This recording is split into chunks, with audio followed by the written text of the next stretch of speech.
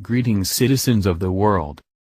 Top Trump official confirms to American people existence of deep state coup to overthrow President of the United States. In yet another example that 2018 has become the year when Orwell's 1984 stopped being fiction, and coming just days after legendary former top FBI official James Kallstrom warned that the FBI was now a criminal fifth column running an illegal conspiracy to topple President Trump. A stunning new Security Council (SC) report circulating in the Kremlin today states that just hours ago, Sunday evening / 6th of May in U.S., Katrina Pearson, President Trump's top advisor for his 2020 re-election campaign, appeared before the American people on the Fox News television program The Next Revolution with Steve Hilton, wherein she solemnly confirmed the existence of a plot to overthrow the President of the United States and what she called a silent coup being led by the deep state. Begin viewing at 5:35 and 9:16 to see Katrina Pearson's shocking revelations. According to this report, the deep state referred to by Katrina Pearson is the American shadow government that went to war against President Trump upon his being elected, that is led by an equally shadowy cast of characters calling themselves the Resistance -76, of whom were discovered to be Obama appointees who burrowed themselves into Trump's government where, for example, they took over the little-known Washington Headquarters Service, WHS, that issues security clearances to all U.S. government employees, and who, since taking control, have weaponized this security clearance process to keep nearly all of Trump's appointees from being able to take their jobs. Though President Trump, as of yet, has refused to back down against his shadow government deep state enemies, this report continues, the examples of past U.S. presidents who have made enemies of the deep state show his likely future, and who include President Woodrow Wilson, who was elected to office on a promise to keep the United States out of World War I, but was forced by the deep state to break his promise, after which he was poisoned with his wife, Edith Wilson, becoming the de facto first woman to rule America, but that before his death, President Wilson was able to warn those who followed him by his stating, "Since I entered politics, I have chiefly had men's views confided to me privately. Some of the biggest men in the U.S., in the field of commerce and manufacturing, are afraid of somebody, are afraid of something. They know that there is a power somewhere so organized, so subtle, so watchful, so interlocked, so complete, so pervasive, that they had better not speak above their breath when they speak in condemnation of it." President Franklin D. Roosevelt, who, like Wilson before him, wanted to keep the United States out of European wars, but who then found himself threatened by a deep state coup that sought to overthrow him in what was called the business plot, but whose cousin, also a U.S. president, Theodore Roosevelt, had warned him of what was going to happen by his stating, "Behind the ostensible government sits enthroned an invisible government owing no allegiance and acknowledging no responsibility to the people. To destroy this invisible government, to befoul the unholy alliance between corrupt business and corrupt politics is the first task of the statesmanship of today."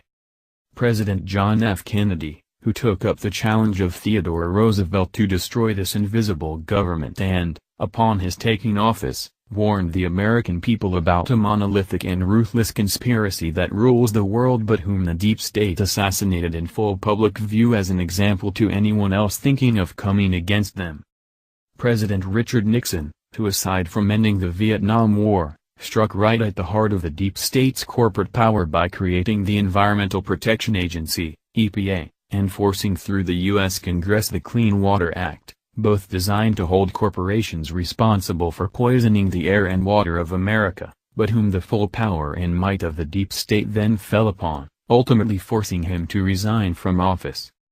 President Ronald Reagan, who, like Trump has vowed to do, took office vowing to the American people that he would destroy the deep state and make the government accountable to the people it's supposed to serve, but who, just 2 months after taking office, was nearly killed in an assassination attempt made on his life by John Hinckley, who was the son of one of Vice President George H. W. Bush's closest business partners, with it further to be remembered about Bush that his father, Prescott Bush, helped Hitler rise to power and was involved in the business plot to overthrow President Roosevelt, and George H.W. Bush himself being further implicated in the assassination of President Kennedy.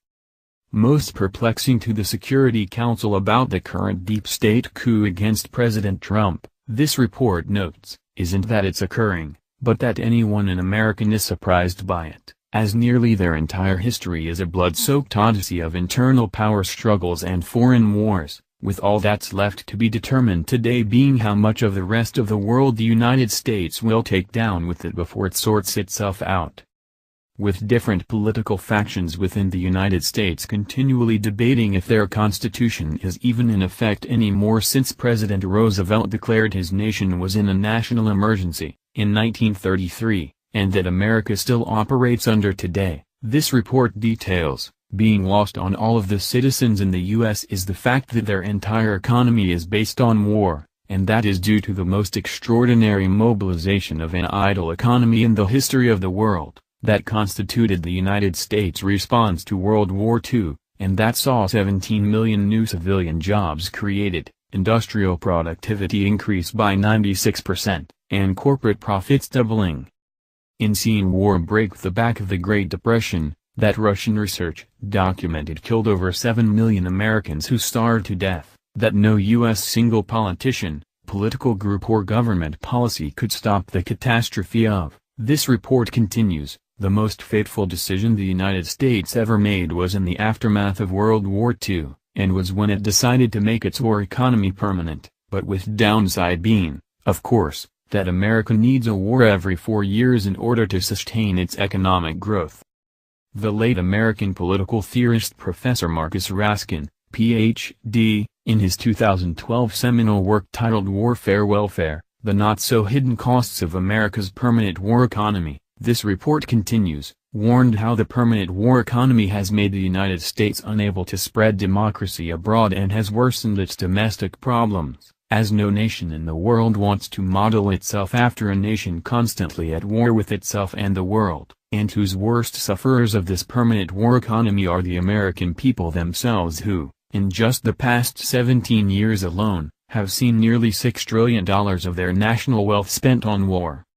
Seeing no political will among the elite classes in America to stop the permanent war economy before it destroyed its final victim, the United States itself, this report says, then New York City billionaire Donald Trump decided to do it himself, and who, while running for the U.S. presidency, told the American people exactly what he was going to, pull the U.S. out of NATO, bring back U.S. troops from Japan, South Korea, and Europe, and end all of his nation's wars, and whose money savings he declared he'd use to rebuild his own nation and make America great again.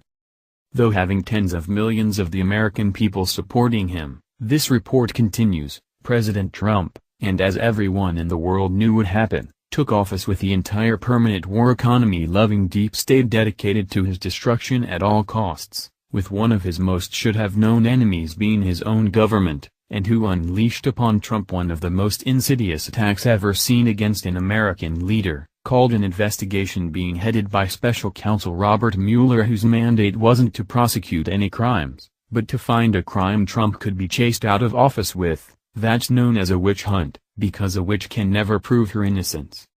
Most interesting to note in this report is its concluding assessment that President Trump will eventually destroy this deep state coup against him, and is why the Russian defense budget was able to be slashed, while at the same time, tens of millions of dollars extra a day continue flowing into Russia thanks to U.S.-Iran tensions that have skyrocketed the price of oil to a new 3-year high, and as Trump continues making America great again with his seemingly never-ending list of accomplishments, his deep state enemies are, also, unwittingly doing the same thing for Russia every time they launch into fake news hysterics proclaiming the world is about end.